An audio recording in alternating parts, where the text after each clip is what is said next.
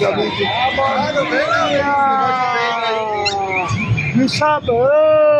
O senhor prefere R$2 ou um versículo bíblico da palavra de Deus? Peraí. Ó.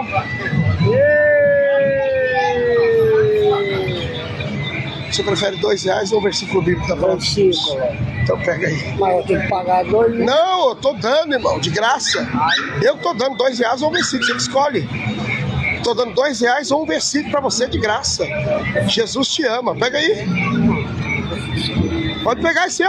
Ah, mas deixa ela me cobrar. Não vou cobrar não, irmão, em nome de Jesus, eu tô aqui servindo a Deus. Muito obrigado. É gratuito.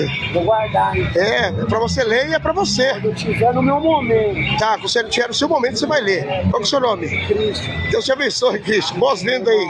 Deus te abençoe, Jesus te ama. O senhor também. Amém.